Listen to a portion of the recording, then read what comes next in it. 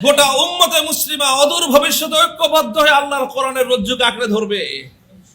এই শক্তিকে রোধ করার ক্ষমতা পৃথিবীর কারো নাই। পৃথিবীর বিভিন্ন প্রান্ত থেকে মুক্তি পাগল মানুষেরা আল্লাহর কোরআনকে যখন ঐক্যবদ্ধভাবে আঁকড়ে ধরবে, পৃথিবীর সমস্ত শক্তি ইসলামী শক্তির সামনে পদানত হবে ইনশাআল্লাহ। বর্তমান পৃথিবীতে একমাত্র ভূমি, যেই ভূমিতে পৃথিবীর দুইটা সুপার পাওয়ার নাকে খত দিছে। আল্লাহ পাক রব্বুল আলামিনের মেহেরবানি যে আল্লাহ রাব্বুল আলামিন আমাদেরকে সালাতুল জুমা আদায় করার জন্য আল্লাহর ঘর মসজিদের মধ্যে একত্রিত হওয়ার তৌফিক দিয়েছেন। বেশ কিছুদিন আপনাদের ভাই আমি দেশের বাইরে সফরে ছিলাম। আজ সকালেই দেশে ফিরে আসার তৌফিক হয়েছে। আলহামদুলিল্লাহ, সুন্দর একটি সফর। প্রথমে আল্লাহর ঘর বাইতুল্লাহর জিয়ারত করার তৌফিক হয়েছে এই সফরে। তারপরে পবিত্র উমরা করার পরে পৃথিবীতে একটি মাত্র ভূখণ্ড, যেই ভূখণ্ডে আল্লাহর কোরআনের বিধান 100 ভাগের মধ্যে 100 ভাগ বাস্তবায়িত হয়েছে এবং এই একবিংশ শতাব্দীর এই সময়ে পরিপূর্ণ কোরআন এবং হাদিস ইসলামী শরিয়া অনুযায়ী একটি রাষ্ট্র এবং সমাজ ব্যবস্থা পরিচালিত হয়, তার একমাত্র দৃষ্টান্ত ইমারতে ইসলামী আফগানিস্তান। সেই ভূখণ্ড পরিদর্শন করার সৌভাগ্য আল্লাহ পাক দান করেছেন।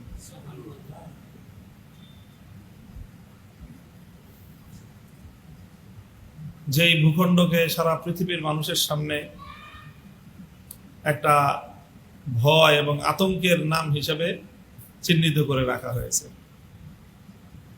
মানুষ যেন এই নামটা নিলেই আতঙ্কগ্রস্ত হয়ে যায়। বাপরে বাপ, আফগানিস্তান ভয়ঙ্কর একটা বিষয়। এখন অবস্থা এমন হয়েছে যে কেউ আফগানিস্তান গেছে এটা শুনলেও মানুষ তাকে দেখতে আসবে। সেই লোকটার কত বড় সাহস যে সে আফগানিস্তান চলে গেছে। তাহলে এবার বুঝেন যে মানে বিষয়টাকে কতটা ভীতিকর, আতঙ্কের করা হয়েছে যে কেউ আফগানিস্তান বাইরে থেকে গেল সেও মানুষের একটা দর্শনীয় বিষয় হয়ে যায়। তো মূলত এই যে পরিস্থিতিটা যে তৈরি করা হয়েছে, ইসলামের শত্রুরা প্রথমে চায় মুসলমান যেন ইসলামের অনুসরণ না করে, এটা তাদের প্রথম চাওয়া। দ্বিতীয় চাওয়া হলো, আচ্ছা ঠিক আছে, ইসলাম মানে মানুষ, ইসলামী রাষ্ট্র যেন প্রতিষ্ঠা করতে না পারে, সেটা চাওয়া। সেই ইসলামী রাষ্ট্র প্রতিষ্ঠার যত ধরনের বাধা হতে পারে তারা সব রকম বাধা প্রদান করে। তাদের শক্তিতে যতটুকু কুলায় ততটুকু তারা করে। করার পরে যদি তারা পরাস্ত হয়ে যায়, পরাজিত হয়ে যায়, তখন তাদের সর্বশেষ ষড়যন্ত্র থাকে যে এই যে ইসলামী সমাজ এবং ইসলামী রাষ্ট্র প্রতিষ্ঠিত হয়েছে, এই বিষয়টা যেন দুনিয়ার মানুষ জানতে না পারে, দুনিয়ার মানুষ যেন দেখতে না পারে। এই জন্য তার প্রতি একটা চরম আতঙ্ক সারা দুনিয়ায় ছড়ায় দেওয়া হয়। অথচ এটা কেন করা হয়? এই আতঙ্কটা ছড়াইলে তাদের লাভটা কি? সেই লাভ আছে, একটা বড় লাভ। দেখেন, আমার আব্বাজান মরহুম শাইখুল হাদিস আল্লামা আজিজুল হক রহমতুল্লাহ আলাইহি, আপনারা নাম শুনে থাকবেন। শুধু বাংলাদেশ নয়, বরং এই পাক ভারত উপমহাদেশের অন্যতম একজন শ্রেষ্ঠ হাদিস বিশারদ ছিলেন এবং তিনি জীবনের প্রায় 60 বছর পর্যন্ত সহিহ বুখারী শরীফের অধ্যাপনা করেছেন, দর্শ দিয়েছেন। এবং বাংলা ভাষায় যখন হাদিসের তেমন কোনো কিতাব অনুবাদ হয় নাই, সেই 1960-এর দশকে, মানে অর্থাৎ আজ থেকে প্রায় 60 বছর আগে, 65 বছর আগে তিনি বাংলা ভাষায় বুখারী শরীফের অনুবাদ করেছেন। মানুষ যখন, এই দেশের অভিজাত শ্রেণীর মানুষ বাংলা ভাষায় কথাও বলতো না, এটা শুধু হুজুররা না, অভিজাত পরিবারের লোকজন ও উর্দুতে কথা বলাটা নিজেদের জন্য মনে করত যেটা গৌরবের বিষয়। সেই সময়ে তিনি বাংলা ভাষায় সর্বশ্রেষ্ঠ হাদিস গ্রন্থ বুখারী শরীফ অনুবাদ করে এদেশের মানুষের দুয়ারে দুয়ারে হাদিসের বার্তা তিনি পৌঁছে দিয়েছেন। 60 বছরের বেশি বুখারী শরীফ পড়িয়েছেন, প্রায় 70 বছরের মতো হাদিস অধ্যয়ন করেছেন, অধ্যাপনা করেছেন। আর বুখারী শরীফ সহ হাদিসের সর্বমোট 7টা কিতাবের বাংলায় অনুবাদ করেছেন। এত কিছু করার পরে তিনি জীবনের শেষ মুহূর্ত পর্যন্ত একটা সংগ্রামকে, একটা মেহনতকে নিজের জীবনের অন্যতম প্রধান লক্ষ্য হিসেবে স্থির করে ভয় ভীতি মাথায় নিয়ে ঝুঁকিকে মোকাবেলা করে ত্যাগ এবং কোরবানি স্বীকার করে 85 বছর বয়সে কারারুদ্ধ হয়ে যে কাজটা করেছেন সেটা হলো যে হাদিস কোরআনে যা পড়লাম, যা দেখলাম আর যা বুঝলাম, এটা যদি বাস্তবায়ন করতে না পারি সমাজে, রাষ্ট্রে, তাহলে তো জিনিসটা পূর্ণ হলো না, একটা অতৃপ্তি থেকে গেল। কাজে এই জন্য তিনি জীবনের শেষ সময়গুলো ইসলামী আন্দোলনের জন্য, ইসলামী রাষ্ট্র প্রতিষ্ঠার সংগ্রামে তিনি আত্মনিবেদন করেছিলেন। তিনি বলতেন একটা কথা, ওই কথাটা উদ্ধৃত করার জন্য আমি আপনাদের কাছে আমার আব্বার কথাটা, প্রসঙ্গটা আনলাম। তিনি শেষে তিনি আবার ওয়াজ করতেন, বয়ান করতেন অনেক, এবং বয়ান করতেন অনেকটা আঞ্চলিক ভাষায়। আমাদের দাদার বাড়ি হলো মুন্সিগঞ্জ। এই ঢাকার যে একটা হলো ঢাকাইয়া ভাষা আর একটা ঢাকার ভাষা। ঢাকার মধ্যে 2 রকম ভাষা আছে। একটা আছে যারা ঢাকা শহরের আদিবাসী, তারা বলে ঢাকাইয়া ভাষায় কথা বলে, আর আরেকটা হলো গ্রেটার ঢাকা, তারা ঢাকার ভাষায় কথা বলে। তো আমার আব্বাজান ঢাকার ভাষায় কথা বলতেন, ঢাকাইয়া না। তো তিনি কথায় খুব একটা কষ্ট নিয়ে, একটা দরদ নিয়ে একটা কথা মাঝে মাঝেই বলতেন। তিনি বলতেন যে দেখেন, আমরা আপনাদেরকে, মানুষকে লক্ষ্য করে বলতেন যে কোরআন হাদিসের মধ্যে যে কত শান্তি আর কত মজা আছে, মানুষের জন্য কত সুখ আর শান্তি আছে, সেটা শুধু ওয়াজ করে গেলাম, দেখা যেতে পারলাম না। একটা দৃষ্টান্ত দিতেন তিনি, বলতেন যে দেখেন, রসগোল্লা, রসগোল্লা তো চিনি আমরা। রসগোল্লা এটা একটা মিষ্টি, এটা খাবারের জিনিস, খুব সুন্দর মিষ্টি। এখন আপনাকে কেউ রসগোল্লার উপর খুব ওয়াজ করলো, রসগোল্লা বুঝাইলো আপনাকে যে ভাই রসগোল্লা এরকম সাদা সাদা, এরকম গোল গোল হয়, সাদা হয় দেখতে, ওটা রসের মধ্যে ভিজতে থাকে, ওটার ভিতরে দই দিয়ে, দুধ দিয়ে রসগোল্লাটা তৈরি করা হয় এবং রসের মধ্যে ভাসতে থাকে, আর ওটা খাইতে খুব স্বাদ লাগে। এইভাবে আপনাকে অনেকক্ষণ ওয়াজ করা হলো। অথবা সবচেয়ে বড় যে সাহিত্যিক, তাকে দিয়ে রসগোল্লার উপর একটা রচনা লেখা হলো যে রসগোল্লা কাহাকে বলা হয়। এখন আপনি এই রচনাটাও পড়লেন যে রসগোল্লা এই জিনিসের নাম, এবং খুব সুন্দর আলোচকের মুখে রসগোল্লা সম্পর্কে আপনি ওয়াজ শুনলেন, কিন্তু রসগোল্লা আপনি খাইলেন না। এবার আপনি বলেন রসগোল্লা আপনি কতটুকু বুঝবেন বলেন তো? আচ্ছা বলেন, রসগোল্লা ওয়াজ শুনে আর রসগোল্লা রচনা পড়ে রসগোল্লা বোঝা সম্ভব? হ্যাঁ, বুঝবো, একটা ধারণা হবে, কিন্তু প্রকৃত রসগোল্লার স্বাদ যদি কেউ আস্বাদন করতে চায়, এত ওয়াজ শোনার দরকার নাই, এত বড় লেকচার শোনার দরকার নাই, এত বড় রচনা পড়ার দরকার নাই। একটা রসগোল্লা কিনে খাইলেই সে রসগোল্লার স্বাদ উপলব্ধি করতে পারবে এবং রসগোল্লা যে কত সুস্বাদু জিনিস সে সেটা বুঝতে পারবে। তো তিনি বলতেন যে আসলে ইসলামী শাসন, আল্লাহর কোরআনের শাসন ব্যবস্থার মধ্যে, আল্লাহর কোরআনের মধ্যে মানব জাতির জন্য কি শান্তি, কি সুখ, কি নিরাপত্তা, কি সৌন্দর্য লুকায়িত আছে, এটা শুধু ওয়াজ করে আর লেকচার দিয়ে আর এটার নামে বড় বড় কিতাব লিখে, রচনা লিখে এটা মানব জাতিকে পরিপূর্ণ বোঝানো এবং বোঝা কোনোদিনও সম্ভব নয়, যতক্ষণ পর্যন্ত জাতি আল্লাহর কোরআনের শাসন নিজেরা এটার মধ্যে এই শাসন দ্বারা শাসিত না হবে, নিজেরা যতক্ষণ পর্যন্ত আল্লাহর কোরআনের শাসন বাস্তবায়ন না করবে, সেই জাতি ততদিন পর্যন্ত আল্লাহর কোরআন এবং ইসলামকে পরিপূর্ণ অনুধাবন করতে পারবে না। তো আসল ব্যাপারটা হলো এই যে ইসলামের শত্রুরা তারা চায় না যে ইসলামটা কোরআন থেকে, হাদিস থেকে এবং এর যে মূল উৎস আছে যেই জায়গায়, ওই জায়গা থেকে বের হয়ে এসে এটা আল্লাহর জমিনে প্র্যাকটিক্যালি বাস্তবায়িত হয়ে যাক, এটা তারা চায় না। ওরা চায় যে মুসলমানরা শুধু রসগোল্লার ওয়াজ শুনুক, আর ওরা চায় হুজুররা শুধু রসগোল্লার ওয়াজ করুক। ওরা চায় মুসলমানদের লেখকরা শুধু রসগোল্লার রচনা লেখুক, রসগোল্লা নিয়ে বড় বড় ওরা কিতাব লেখুক, এগুলো ওরা চায়। কিন্তু মুসলিম জাতিকে রসগোল্লা খাওয়ায় দিক, এটা কোনোদিন মুসলমানরা বরদাস্ত করতে, মুসলমানদের দুশ্মনরা সহ্য করতে পারে না। কারণ মুসলমানরা যদি একবার রসগোল্লার খেয়ে স্বাদ পেয়ে যায়, তাহলে এই মুসলিম জাতিকে এই রসগোল্লা থেকে আর নিবৃত্ত রাখা সম্ভব নয়। মুসলিম জাতি যদি সত্যিকার অর্থে, প্রকৃত অর্থে যদি একবার আল্লাহর কোরআনের শাসনের সৌন্দর্য এবং তার স্বাদ অনুভব করতে পারে, তাহলে এই মুসলিম জাতি শুধুমাত্র নিজেদের ভূখণ্ডে নয়, সারা পৃথিবীতে আল্লাহর দিনকে বিজয়ী করে ছাড়বে। মুহতারাম হাজিরিন,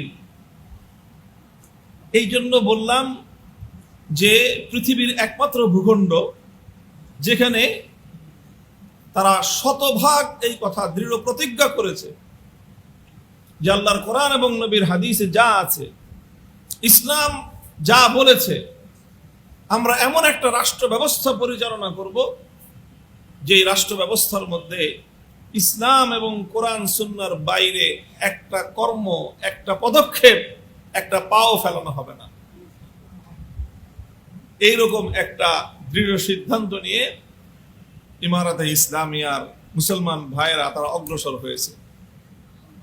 তারা যখন অগ্রসর হয়েছে, প্রথমে পৃথিবীর সুপার পাওয়ার সোভিয়েত রাশিয়া তাদের পথে অন্তরায় হয়ে দাঁড়িয়েছে। 14 বছর পর্যন্ত তাদের সাথে রক্তক্ষয়ী সংগ্রাম হয়েছে, লড়াই হয়েছে। হাজার হাজার মুসলমান জীবন দিয়েছে, নিরস্ত্র, যাদের হাতে সাধারণ একটা পিস্তল, একটা বন্দুকও ছিল না। সেই বন্দুক আর পিস্তল ছাড়া মানুষগুলো সোভিয়েত ইউনিয়নের মতো পৃথিবীর দুই পরাশক্তির এক মহাশক্তির সাথে যুদ্ধ করলো 14 বছর। প্রথমে পিস্তল ছিল না, পিস্তল পাইছে, বন্দুক ছিল না, বন্দুক পাইছে। আস্তে আস্তে ওদের কাছ থেকে নিচে নিয়ে ওদের অস্ত্র দিয়ে ওদের সাথে যুদ্ধ করতে করতে 14 বছর পর্যন্ত লড়াই করে শেষ পর্যন্ত তারা বিতাড়িত হয়েছে। এরপরেও যখন স্থানীয় ক্ষমতা লোভীদের ক্ষমতার লড়াই দ্বন্দ্বে মানুষ অতিষ্ঠ, আল্লাহ পাক রব্বুল আলামিন ঠিক আমাদের বাংলাদেশের মতো, বাংলাদেশে যখন রাজনৈতিক অঙ্গনগুলো, রাজনৈতিক পক্ষগুলো ব্যর্থ হয়ে গেছে, 15 বছর পর্যন্ত এই জুলুমের অবসান করতে পারে না, শেষ পর্যন্ত উঠে দাঁড়াইছে ছাত্র সমাজ।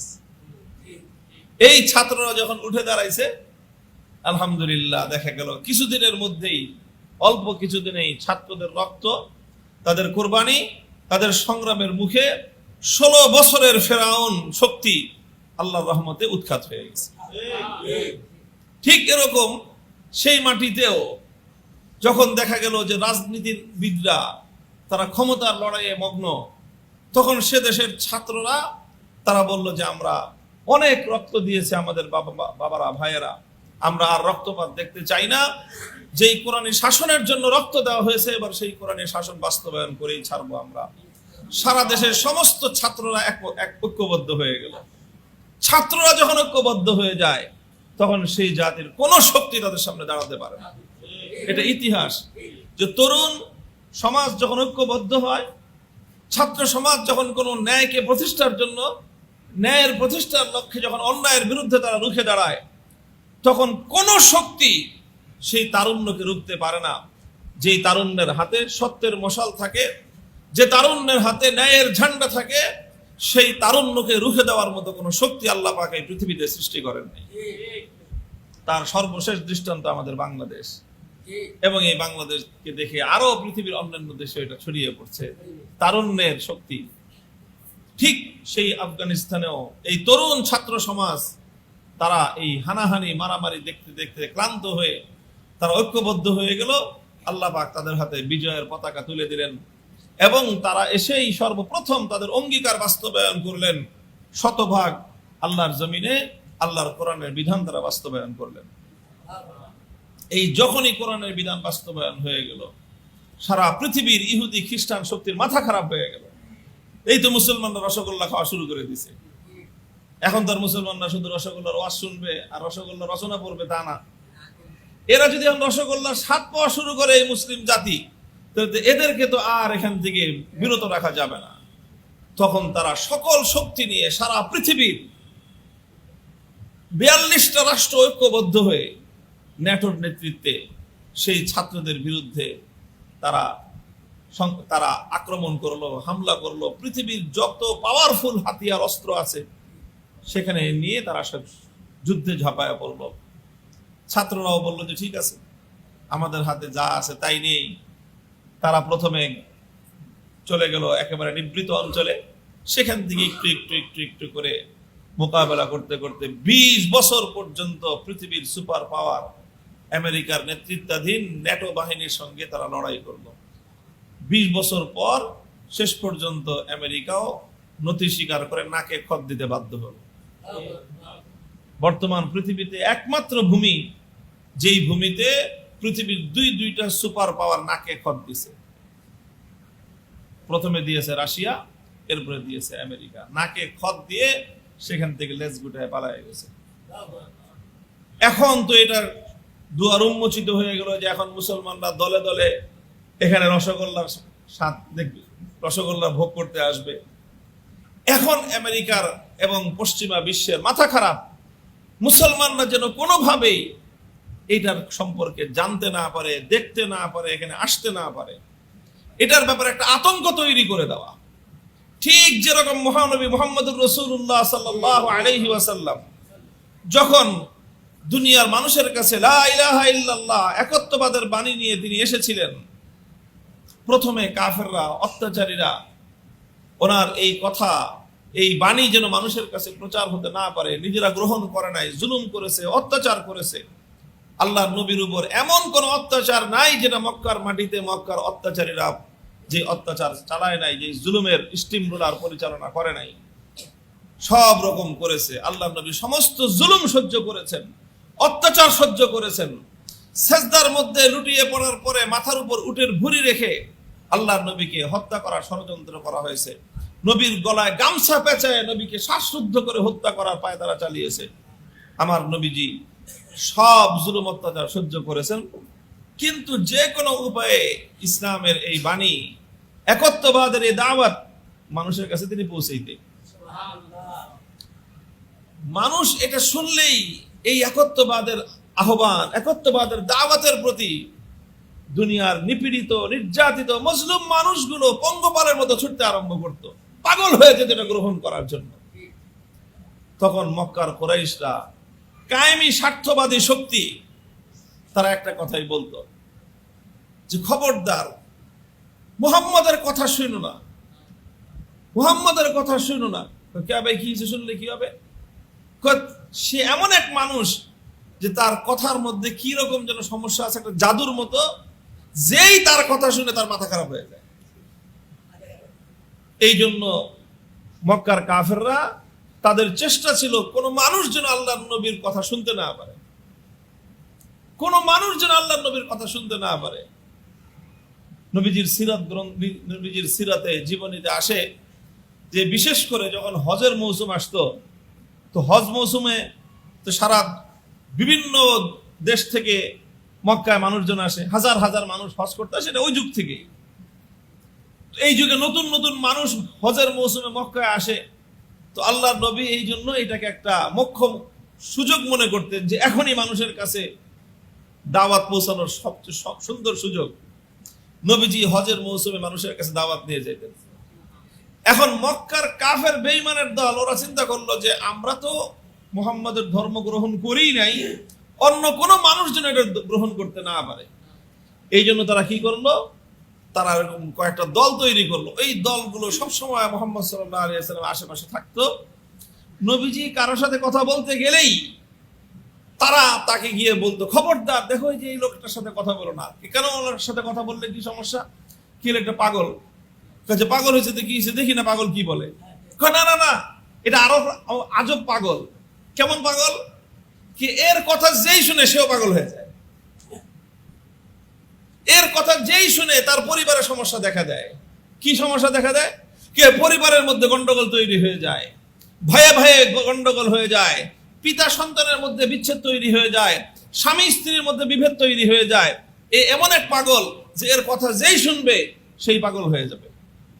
এই ধরনের কথা বলে কোন মানুষ যেন আল্লাহর নবীর পয়গাম শুনতে না পারে, এইরকম ইতিহাস তারা রচনা করে নাই। অসংখ্য অগণিত বর্ণনা প্রত্যেকটা হাদিসের কিতাবের মধ্যে, তাফসীরের কিতাবের মধ্যে ভরপুর। যে ওদের কথা একটাই ছিল যে ইন্নাহু লামাজনুন, যে এই লোকটা পাগল, সে একটা জাদুকর। যখন যাকে যেইভাবে বলে পারত যে মুহাম্মদ সাল্লাল্লাহু আলাইহি ওয়াসাল্লামের এই পয়গাম, শান্তির পয়গাম, মুক্তির পয়গাম, মানুষের নিরাপত্তার এই পয়গাম, দুনিয়ার মানুষ যেন মুহাম্মদ সাল্লাল্লাহু আলাইহি ওয়াসাল্লামের কাছ থেকে গ্রহণ করতে না পারে, এই জন্য তারা সমস্ত আয়োজন করত। মুহতারাম হাজিরিন, আজকের দুনিয়ার সেই আবু জাহালের উত্তরসূরিরা, আজকের দুনিয়াতে যারা কায়েমি স্বার্থবাদী, যারা মনে করে যারা সারা দুনিয়ার মানুষকে লুটে পুটে খাচ্ছে, আজকের এই পুঁজিবাদ সারা দুনিয়ার মানুষের সমস্ত লুটপাটের মূল কেন্দ্রীয় ব্যবস্থার নাম হলো পুঁজিবাদী ব্যবস্থা। এই পুঁজিবাদী ব্যবস্থা, পশ্চিমা ব্যবস্থা, এই ব্যবস্থাকে দুনিয়া থেকে বিতাড়িত করে সারা দুনিয়ার মানুষকে একটা নতুন পয়গাম এবং শান্তির ব্যবস্থা দেওয়ার একমাত্র সক্ষমতা আছে ইসলামের কাছে। এই জন্য তারা চায় না যে ইসলামের এই পয়গাম এবং ইসলামের এই আহ্বান মানুষের কাছে পৌঁছুক। এই জন্য যেখানে ইসলামী শাসন ব্যবস্থা প্রতিষ্ঠিত, প্রথম তো তারা চেষ্টা করেছে যাতে কোনোভাবেই না করা যায়, না করতে পারে। এই জন্য 20 বছর কত মিলিয়ন কত বিলিয়ন ডলার তারা সেখানে ব্যয় করেছে, এটা আল্লাহ ছাড়া কারো কাছে হিসাব নাই। কত সৈনিক তাদের সেখানে মারা গেছে, মরছে, এটার হিসাব তারা দেয় না, প্রকাশও করে না। আমেরিকার কি পরিমাণ সৈনিক, তাদের কি পরিমাণ সামরিক শক্তি আফগানিস্তানের মাটিতে ব্যয়িত হয়েছে, এটার কোনো পরিসংখ্যান আমেরিকা বিশ্ববাসীর সামনে উপস্থাপন করে না। এমনকি আমরা তো এটাও শুনি যে খোদ আমেরিকার মধ্যে এটা নিয়ে প্রশাসনের উপর সাধারণ মানুষের ক্ষোভ তৈরি হয়ে যেতেছিল যে আমাদের ছেলেদেরকে তোমরা নিয়ে এই কোন মৃত্যুকূপের মধ্যে নিয়ে যাও, ওখানে নিয়ে গেলে কিছুদিন পর পর শত শত লাশবাহী জাহাজ শুধু ফিরে আসে, বিজয়ের কোনো সংবাদ নাই, শুধু আমাদের মৃত্যুর লাশের সারি, মৃত্যুর মিছিল শুরু হয়, আমাদের সৈনিকদের লাশের মিছিল আসে আমাদের দেশের দিকে। এগুলো মাত্রাতিরিক্ত যখন হয়ে একটা অবস্থা, তখন তারা কোন রকম এখান থেকে লেজ গুটায় পালায় গেছে। শেষ যতক্ষণ পর্যন্ত তারা পারছে ধরে রাখছে, এরপরে যখন আর পারে না তখন তারা পালায় গেছে। এখন তাদের একটাই কৌশল, দুনিয়ার মানুষ, কোন মুসলমান যেন এই ইসলামী রাষ্ট্রটাকে, কোরআন হাদিস, কোরআন সুন্নাহ ভিত্তিক পরিচালিত এই সমাজটাকে দুনিয়ার অন্য কোন মুসলমানরা যেন এটার সাথে টাচে আসতে না পারে। ওই যে এটা এমন একটা জায়গা, এখানে যেই যাবা সেই পাগল হয়ে যাবে। সেই একই পয়গাম, সেই একই ভীতি, সেই একই আতঙ্ক তারা মানুষের মধ্যে সৃষ্টি করে দিয়ে রাখতেছে। মুহতারাম হাজিরিন, শত্রুরা যতই ভীতি ছড়াক যে খবরদার হাসপাতালে যাও না, হাসপাতালে গেলে ডাক্তাররা কিন্তু সব ডাকাইত হয়ে গেছে। এখন বলেন, কোন মানুষ যদি চিন্তা করে যে জাতিকে চিকিৎসাবিহীন রাখবে, রোগীরা যেন ডাক্তারদের কাছে না যায়, সে এখন রোগীদের কাছে ডাক্তারদের ব্যাপারে যতই অপপ্রচার চালাক, যে ডাক্তারের কাছে গেলে ডাক্তাররা এখন আর ডাক্তার নাই, সব ডাকাত হয়ে গেছে, পকেট কাটে, পেট কাটে, মানুষের জান কাটে, গলা কাটে, সব কাটে। যতই ওয়াজ করো, যার যার আসলে রোগ আছে সে কোনো না কোনো ভাবে ডাক্তারের কাছে যাবেই, এবং ডাক্তারের কাছে যখন সে শরণাপন্ন হবে তখন ডাক্তারের দ্বারা সে চিকিৎসা পেয়ে সে সুস্থ হয়ে উঠবে। তবে কাউকে না কাউকে এই সাহসটা তো করতে হবে, কাউকে না কাউকে তো সাহসটা করতে হবে। তোমার যতই অপপ্রচার চালাক যে না আমি ডাক্তারের কাছে যাব, ডাক্তার দ্বারা আমার রোগ আরোগ্য হবে, এই হিম্মতটা তো কাউকে না কাউকে করতে হবে। আজকের দুনিয়ার অমুসলিমরা পশ্চিমা বিশ্ব ইসলামী সমাজ ব্যবস্থার ব্যাপারে যে আতঙ্ক এবং যে ভীতি ছড়িয়ে রেখেছে, এটা এজন্যই যেন মুসলমানরা সত্যিকার অর্থে রসগোল্লার স্বাদ আস্বাদন করতে না পারে। এই জন্য মুসলমানরা যেন দেখতে না পারে যে আল্লাহর কোরআনের শাসন কায়েম হলে মানুষের কেমন নিরাপত্তা, কেমন শান্তি, কেমন সুখ সেখানে তৈরি হয়, এটা যেন দুনিয়ার মানুষ উপলব্ধি করতে না পারে। দুনিয়ার মুসলিম সমাজকে এখান থেকে দূরে রাখার এটাই হলো তাদের প্রধান লক্ষ্য এবং উদ্দেশ্য। কাউকে না কাউকে তো হিম্মত করতেই হবে। আল্লাহ পাক রব্বুল আলামিন আমাদেরকে তৌফিক দান করেছেন। যাই হোক, দুনিয়াতে অনেক কিছুর জন্যই তো ঝুঁকি নিয়েছি, হকের জন্য, সত্যের জন্য অনেক ঝুঁকি নিয়েছি।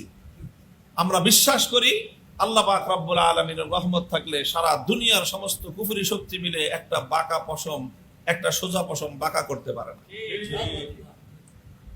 মুহতারাম হাজিরিন, লম্বা কথা বলবো না, শুধু একটা কথাই বললাম আমি আপনাদের কাছে। আমরা ইমারাতে ইসলামিয়া পরিদর্শন করে তাদের কিছু ত্রুটি আছে, ত্রুটি মুক্ত মানুষ না, কিছু ভুল ত্রুটি আছে। সেই ভুল ত্রুটিগুলো আমরা দেখেছি, তাদেরকে পরামর্শ দিয়েছি সেগুলো সংশোধন করার জন্য। তারা আমাদেরকে আশ্বস্ত করেছে। তাদের কাছে এই পৃথিবীতে আলেমদের কথার যে মূল্য আছে, পৃথিবীর কোন রাষ্ট্রপ্রধানের কথার সেই মূল্য তাদের কাছে নাই। ডোনাল্ড ট্রাম্পকে গণার টাইম তাদের নাই। সত্যিকার অর্থেই ডোনাল্ড ট্রাম্প যে এখন দেখতেছেন যে আগ্রম বাগ্রম করতেছে, পত্রিকায় আসে যে বাগরাম ঘাঁটি দখল করবে, এই করবে, সেই করবে, হুমকি টুমকি দিতেছে, ওখানে তারা এখনো পর্যন্ত এটা নিয়ে আলোচনা করার টাইম পায় নাই। এখনো পর্যন্ত বললো তারা যে আধা ঘন্টার সময় হয় নাই যে এই বিষয়টা নিয়ে আমরা একটা আলোচনায় বসবো, যে ট্রাম্প যে এরকম চিল্লিতেছে কি করা এটা নিয়ে, ওই টাইম নাই ওদের। কিন্তু দুনিয়ার আলেম সমাজ যদি তাদেরকে একটা কথা বলে, তাহলে সেই আলেম সমাজের কথা রাষ্ট্রপ্রধানের সর্বোচ্চ পর্যায় থেকে সর্বনিম্ন পর্যায় পর্যন্ত প্রত্যেকটা মানুষ সেই কথা শুনে, প্রত্যেকটা দায়িত্বশীল রাষ্ট্রীয় পর্যায়ের সবাই সেই কথা শুনে। আপনি চিন্তা করতে পারেন যে একটা মানুষ, সাধারণ একটা মানুষ, আমরা তো বাংলাদেশের কোনো রাষ্ট্রীয় কোনো দায়িত্বশীল না, কোনো মন্ত্রী না, কোনো এমপি না, কিছুই না। সাধারণ কি পরিচয়? আমার একজন আলেমের পরিচয়। 6 দিনের মধ্যে পররাষ্ট্রমন্ত্রী থেকে নিয়ে শুরু করে 7 জন মন্ত্রী, প্রধান বিচারপতি সহ আমাদের সাথে বৈঠক করেছে।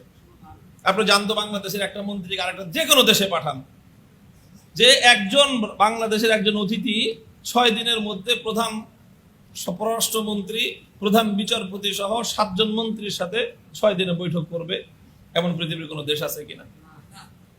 কেন করে তারা এটা? কারণ তারা সারা দুনিয়ার আলেম সমাজকে চায় যে তোমরা কোরআন হাদিসের বিষয় দিক দৃষ্টিতে আমাদেরকে পরামর্শ দাও, আমাদেরকে দুনিয়ার কোরআন হাদিসের দৃষ্টিতে যে কোনো কথা আমরা শুনতে প্রস্তুত আছি। এই কথার জন্য তারা আমাদেরকে সময় দিয়েছে, সুযোগ দিয়েছে। আমরাও বলেছি মন খুলে। আমরা দেখেছি সেখানে দারিদ্র আছে, অভাব আছে, কারণ সারা দুনিয়া এখনো পর্যন্ত তাদেরকে কোনো সুযোগ দিচ্ছে না, অ্যাক্সেস দিচ্ছে না। কিন্তু এই দারিদ্র এবং অভাবের মধ্যেও এই গোটা পাহাড় ঘেরা এমন একটা দেশ, যেই দেশের লক্ষ লক্ষ মানুষের কাছে অস্ত্র আছে, এবং সাধারণ এই পিস্তল আর বন্দুক না, AK-40 কত নাম, আমরা তো নাম জানি না, রাইফেল, বড় বড় অস্ত্র, সকল মানুষের হাতে হাতে অস্ত্র। অথচ বিগত 4 বছরের মধ্যে একটা এই ধরনের কোন অস্ত্র নিয়ে সংঘাতের ঘটনা নাই, একটা ডাকাতির ঘটনা নাই, একটা লুটপাটের ঘটনা নাই, একটা মানুষের বাড়িতে লুটপাট চালাবে এমন কোনো ঘটনা নাই। বলেন তো, আমাদের দেশে যদি 10 লক্ষ মানুষের কাছে এরকম অস্ত্র থাকতো, এই দেশে কি অবস্থা হতে পারে? দেশের মধ্যে বসবাস করার পরিবেশ থাকতো? কোরআনী শাসন মানুষকে এমন ভাবে সেখানে নিরাপত্তা প্রতিষ্ঠিত করেছে, রাত 2টা, 3টা, 4টার সময় এক প্রান্ত থেকে পাহাড়ি রাস্তা, আমরা এক এলাকায় গেলাম, একেবারে প্রায় 500 কিলোমিটার দূরত্বের অবস্থা কাবুল থেকে, 500 কিলোমিটার, রাত 8টার সময় রওনা করছে, আস্তে আস্তে রাত 2টা বাজছে। পাহাড় আর পাহাড়, পাহাড় আর পাহাড়, পাহাড়ের ভিতর দিয়ে আসলাম। কোনো ভয় নাই, কোনো আতঙ্ক নাই, কারণ সেখানে আল্লাহর কোরআনের বিধান বাস্তবায়িত হয়েছে। এই নিরাপত্তা আমরা নিজেরা সচক্ষে দেখেছি।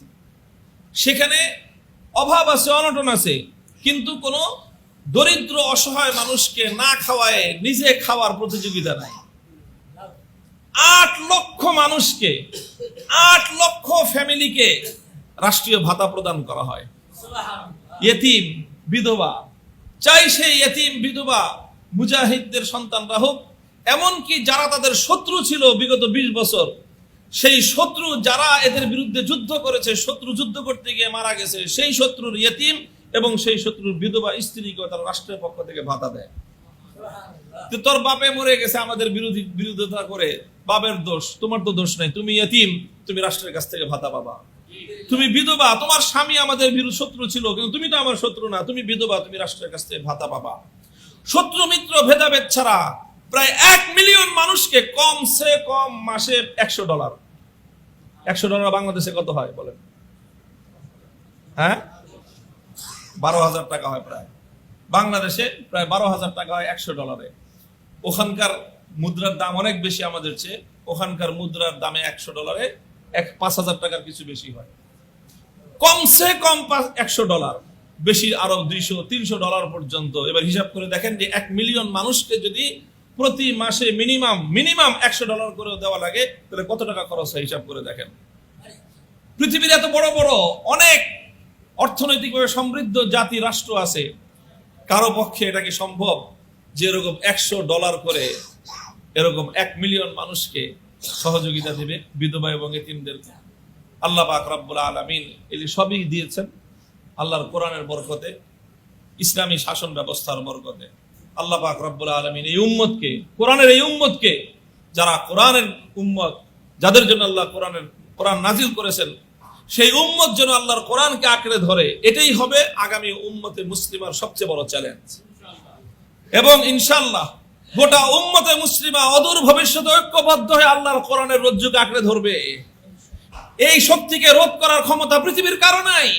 পৃথিবীর বিভিন্ন প্রান্ত থেকে মুক্তি পাগল মানুষেরা আল্লাহর কোরআনকে যখন ঐক্যবদ্ধভাবে আঁকড়ে ধরবে, পৃথিবীর সমস্ত শক্তি ইসলামী শক্তির সামনে পদানত হবে ইনশাআল্লাহ। সেই দিন ইনশাআল্লাহ অতি সন্নিকটে। আল্লাহ পাক রব্বুল আলামিন আমাদেরকেও সেই দিন দেখার তৌফিক দান করেন, যখন এই গোটা উম্মাহ আল্লাহর কোরআনের সোনালী শাসন ব্যবস্থায়, কোরআনের শান্তির সামিয়ানার নিচে সারা দুনিয়ার মানুষকে শান্তির সুখ উপহার দিতে পারবে। ওয়া আখিরু দাওয়ানা আলহামদুলিল্লাহি রাব্বিল আলামিন। আসসালামু আলাইকুম ওয়া রাহমাতুল্লাহ।